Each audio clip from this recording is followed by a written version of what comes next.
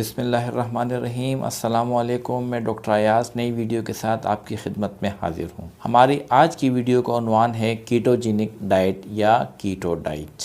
Keto diet दरअसल इस किस्म की ग़िज़ा या ग़िज़ा के डाइट के ऐसे प्लान को कहते हैं जिसमें कार्बोहाइड्रेट यानी निशास्ते की मिक़दार ग़िज़ा में बहुत कम होती है और फ़ैट यानी चिकनाई की मिक़दार ग़िज़ा में बहुत ज़्यादा होती है। इस किस्म की डाइट को कीटो डाइट या कीटोजेनिक डाइट कहते हैं। इस ग़िज़ा से हमारी सेहत को बहुत सारे फ़वाइद हैं, जिनमें वज़न का कम होना, शुगर का कंट्रोल होना।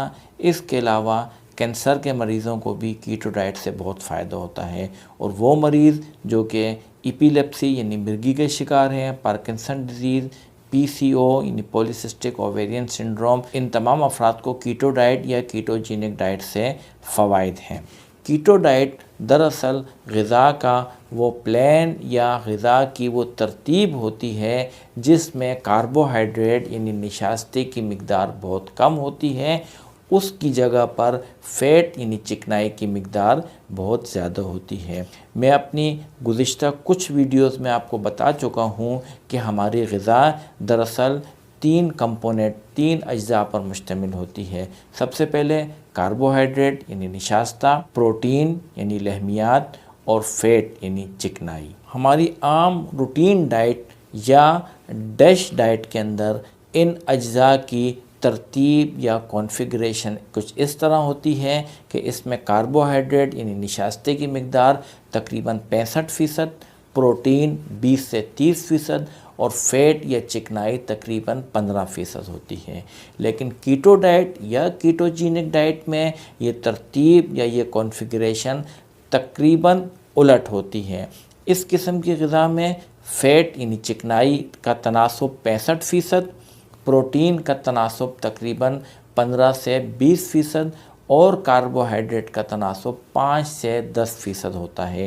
यानी इस किस्म की ग़िज़ा में कार्बोहाइड्रेट की मिक़दार बहुत कम होती है और इसको रिप्लेस किया जाता है, इसको बदला जाता है फ़ैट यानी चिकनाई से। जब हम इस किस्म की ग़िज़ा इस्तेमाल करते हैं, यानी हम जब कीटो डाइट यानी ज़्यादा चिकनाई वाली ग़िज़ा इस्तेमाल करते हैं, तो इससे हमारा जिस्म एक ख़ास किस्म की मेटाबॉलिक स्टेट के अंदर आ जाता है जिसको हम कीटोसिस कहते हैं। कीटोसिस की वजह से हमारे जिस्म में मौजूद चिकनाई को बतौर ईंधन इस्तेमाल करने लगता है, जिससे ना सिर्फ हमारे वज़न में कमी आती है बल्कि इससे इंसुलिन रेजिस्टेंस यानी हमारे जिस्म में मौजूद इंसुलिन के आफ़ाल भी बहुत हद तक बेहतर होते हैं। और इस किस्म की तब्दीली खुसूसन डायबिटिक पेशेंट यानी शुगर के मरीज़ों के लिए बहुत कारआमद होती है। अब मैं आपको बताता हूँ कि कीटोसिस क्या होता है।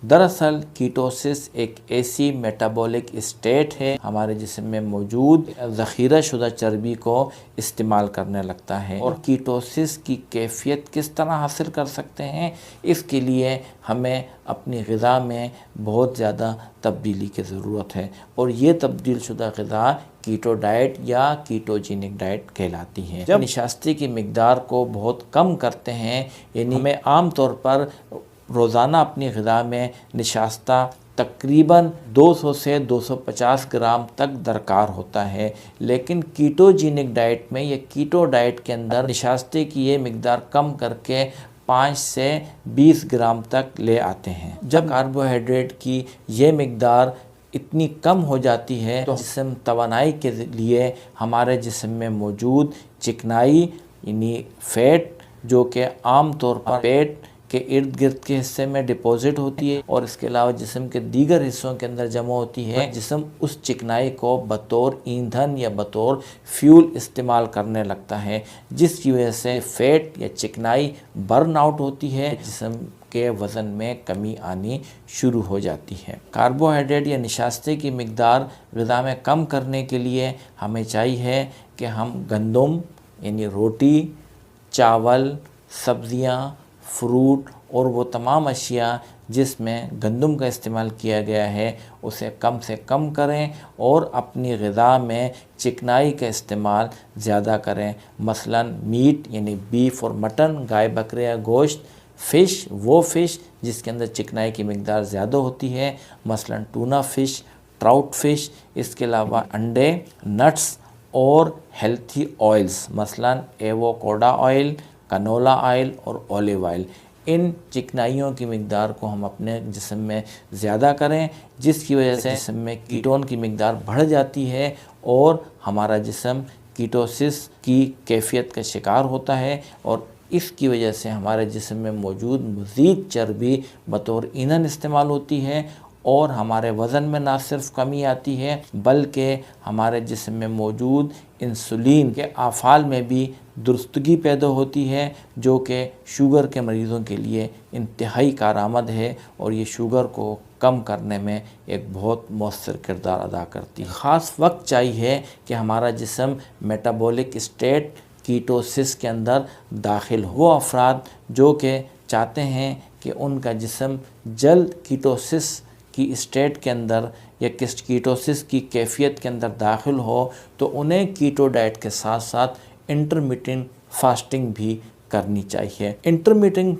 फास्टिंग दरअसल इस प्रैक्टिस को कहते हैं जिसमें कोई भी शख्स दिन में सिर्फ 8 घंटे खाना खाए और 16 घंटे बग़ैर खाने के रहें, जिस तरह के हम रमज़ान में रोज़े रखते हैं। इस तरह कीटोजेनिक डाइट के साथ इंटरमिटेंट फास्टिंग करने से हमारा जिस्म जल्द कीटोसिस की कैफियत में दाखिल हो जाता है। हमें कैसे पता चलेगा कि हमारा जिस्म कीटोसिस के अंदर दाखिल हो गया है या हमारे जिस्म में कीटोन्स बॉडीज़ यानी कि वो केमिकल्स जो कि चर्बी या चिकनाई के ज़्यादा इस्तेमाल से हमारे जिस्म में बनते हैं, उन्हें हम कीटोन बॉडी कहते हैं। और जब इनकी मिकदार ख़ास हद से ज़्यादा हो जाती है तो ये कीटोन बॉडीज़ यूरिन के अंदर भी आनी शुरू हो जाती हैं और इसकी वजह से जिस्म में मौजूद ज़ख़ीरा शुदा चिकनाई या ज़ख़ीरा शुदा फ़ैट को इस्तेमाल करने लगता है। तो हमें किस तरह अंदाज़ा होगा कि हमारा जिस्म इस कैफियत में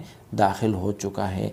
इसके लिए कुछ अलामात हैं। मसलन जब मरीज़ कीटोजेनिक डाइट या कीटो डाइट इस्तेमाल करता है, उसके बाद अगर किसी को प्यास ज़्यादा लगने लगे, मुंह खुश्क हो जाए, पेशाब की मिकदार बढ़ जाए और मरीज़ की भूख में कमी आ जाए, तो समझ लेना चाहिए कि उसका जिस्म कीटोसिस में या मेटाबॉलिक कीटोसिस में दाखिल हो चुका है। इसके अलावा कुछ टेस्ट करके भी हम कंफर्म कर सकते हैं कि हम कीटोसिस में दाखिल हो चुके हैं। इसके लिए यूरिन, ब्लड और कुछ ब्रेथ टेस्ट हैं जिनको हम करके कंफर्म कर सकते हैं कि हमारा जिस्म कीटोसिस में दाखिल हो चुका है। अब मैं आपको बताता हूँ कि कीटोजेनिक डाइट से या कीटोसिस से हमें क्या फ़वाइद हासिल हो सकते हैं। सबसे पहले कीटोजेनिक डाइट इस्तेमाल करने से, जैसे कि मैंने आपको पहले बताया है कि हमारा जिस्म जब कीटोसिस में दाखिल होता है तो हमारे जिस्म के अंदर मौजूद ज़ख़ीरा शुदा चिकनाई या ज़ख़ीरा शुदा फ़ैट बतौर ईंधन इस्तेमाल होनी शुरू हो जाती है, जिसकी वजह से हमारे वज़न में कमी आनी शुरू हो जाती है। इस तरह कीटोजेनिक डाइट इस्तेमाल करने से हम ज़्यादा वज़न कम कर सकते हैं बनिस्बत लो फैट डाइट के। और कीटोजेनिक डाइट में हमें बहुत ज़्यादा ग़िज़ा में एहतियात या रिस्ट्रिक्शन की भी ज़रूरत नहीं पड़ती। इसके अलावा कीटोजेनिक डाइट का दूसरा फ़ायदा ये है, जिस तरह मैंने आपको पहले ही बताया है कि कीटोजेनिक डाइट इस्तेमाल करने से जिस्म के अंदर मौजूद इंसुलिन के अफ़ाल में बहुत बेहतरी आती है और वो अफराद जो कि शुगर के शिकार हैं उनमें इंसुलिन रेजिस्टेंस में कमी पैदा होती है। यानी शुगर के मरीज़ों में इंसुलिन के अफ़ाल या इंसुलिन की कारकर्दगी बहुत हद तक बेहतर हो जाती है, जिसकी वजह से उनका शुगर लेवल बहुत हद तक कंट्रोल हो जाता है। बहुत सारी स्टडीज़ से ये बात साबित हुई है कि कीटोजेनिक डाइट इस्तेमाल करने से इंसुलिन के अफ़ाल में तकरीबन 75% तक बेहतरी आती है। इसके अलावा कुछ स्टडीज़ ये भी बताती हैं कि तकरीबन 90 दिन तक मुसलसल कीटोजेनिक डाइट के इस्तेमाल से HbA1c यानी 3 महीने वाले शुगर में भी नुमाया कमी पैदा होती है। कीटोजेनिक डाइट ना सिर्फ हमारे वज़न में कमी करती है और शुगर के मरीज़ों में शुगर को बहुत बेहतर अंदाज में कंट्रोल करने में मदद करती है। कीटोजेनिक डाइट के और भी बहुत सारे फ़वाइद हैं। मसलन सबसे पहले जब कीटोजेनिक डाइट या कीटो डाइट को डिज़ाइन किया गया तो वो मिर्गी के मरीज़ों यानी एपिलेप्सी के मरीज़ों के लिए डिज़ाइन किया गया। वो अफराद जिनको दिल के अमराज पैदा होने का ख़तरा है, मसलन वो ब्लड प्रेशर, कोलेस्ट्रॉल या शुगर के शिकार हैं, या उनका लाइफ स्टाइल ऐसा है कि उनमें दिल के अमराज होने का बहुत ज़्यादा ख़तरा हो, तो कीटोजेनिक डाइट इस्तेमाल करने से इनकी शुगर में ना सिर्फ कमी आती है बल्कि इनका वज़न भी कम होता है। कोलेस्ट्रॉल LDL यानी जो नुकसानदेह कोलेस्ट्रॉल है उसमें कमी आती है, और HDL यानी जो फ़ायदेमंद कोलेस्ट्रॉल है उसमें भी इजाफ़ा होता है। ऐसे अफराद जिनको दिल की बीमारियों होने का रिस्क ज़्यादा है या वो दिल की भी अमराज का शिकार हैं तो उनको भी कीटोजेनिक डाइट से बहुत फ़वाइद हासिल होते हैं। बहुत सारी स्टडीज़ में ये देखने में भी आया है कि वो अफराद जो कि कैंसर के शिकार हैं, कीटोजेनिक डाइट से उनके ट्यूमर यानी रसोली के बढ़ने का अमल भी सुस्त पड़ जाता है। वो अफराद जो कि अल्ज़ाइमर डिज़ीज़ के शिकार हैं यानी नस्यान का शिकार हैं, उनमें ना सिर्फ कीटोजेनिक डाइट से इसकी अलामात में कमी आती है बल्कि इसकी प्रोग्रेशन यानी बढ़ने के अमल में भी कमी वाक़ होती है। पार्किंसन डिज़ीज़ भी एक ऐसी बीमारी है जो कि प्रोग्रेसिव डिज़ीज़ है, यानी वक्त के साथ साथ इसकी शिद्दत में इजाफ़ा होता है। कीटोजेनिक डाइट इस्तेमाल करने से ना सिर्फ पार्किंसन डिज़ीज़ के अलामात में कमी आती है बल्कि पार्किंसन डिज़ीज़ यानी राशे की बीमारी की प्रोग्रेशन यानी बढ़ने के अमल में भी खातिर ख्वाह कमी पैदा होती है। इसके अलावा वो बच्चे जो कि मिर्गी यानी एपिलेप्सी के शिकार हैं, कीटोजेनिक डाइट के इस्तेमाल से उनके मिर्गी के दौरों में भी काफ़ी कमी पैदा होती है। वो ख़वातीन जो कि PCO यानी पॉलीसिस्टिक ओवेरियन सिंड्रोम का शिकार हैं। पॉलीसिस्टिक ओवेरियन सिंड्रोम ख़वातीन में बांझपन की एक बहुत अहम वजह है। इसका असल सबब इंसुलिन रेजिस्टेंस यानी इंसुलिन के अफ़ाल में कमी पैदा होना। जैसे कि मैं आपको बता चुका हूँ कि कीटोजेनिक डाइट से इंसुलिन रेजिस्टेंस में कमी होती है यानी इंसुलिन के अफ़ाल में बेहतरी पैदा होती है। तो वो ख़वातीन जो कि PCO यानी बांझपन का शिकार हैं उन्हें भी कीटोजेनिक डाइट से बहुत फ़वाइद हैं। अब आखिर में मैं आपको समराइज़ करके बताता हूँ। कीटोजेनिक डाइट वो डाइट है, वो ग़िज़ाई तरतीब या ग़िज़ा का वो प्लान है जिसमें कार्बोहाइड्रेट यानी निशास्ती ग्लूकोज़ की मिक़दार बहुत कम इस्तेमाल की जाती है और इसमें चिकनाई की मिक़दार यानी फ़ैट की मिक़दार को ज़्यादा इस्तेमाल किया जाता है। इससे हमें हेल्थ यानी सेहत के बहुत सारे फ़वाइद हासिल हैं, जिसमें वज़न में कमी, शुगर के मरीज़ों में शुगर का बहुत बेहतर अंदाज में कंट्रोल होना, दिल के अमराज से बचाव, और वो मरीज़ जो कि दिल के अमराज के शिकार हैं उन्हें भी इससे बहुत फ़वाइद हैं। इसके अलावा अल्ज़ाइमर डिज़ीज़ के मरीज़ यानी नस्यान के मरीज़ में ना सिर्फ अलामात में कमी आती है बल्कि नस्यान या अल्ज़ाइमर डिसीज़ की प्रोग्रेशन यानी बढ़ने के अमल में भी सुस्ती पैदा होती है। कीटोजेनिक डाइट से पार्किंसन डिज़ीज़ यानी राशे की बीमारी की अलामात में भी कमी पैदा होती है और इसकी प्रोग्रेशन में भी कमी हो जाती है। इसके अलावा वो बच्चे जो कि मिर्गी यानी एपिलेप्सी के शिकार हैं उनमें भी एपिलेप्टिक अटैक्स या मिर्गी के दौरों में खातिर ख्वाह कमी पैदा होती है। वो ख़वातीन जो कि PCO यानी पॉलीसिस्टिक ओवेरियन सिंड्रोम का शिकार हैं उन्हें भी कीटोजेनिक डाइट या कीटो डाइट से खातिर ख्वाह फ़वाइद हैं। यकीनन आपको हमारी आज की वीडियो पसंद आई होगी।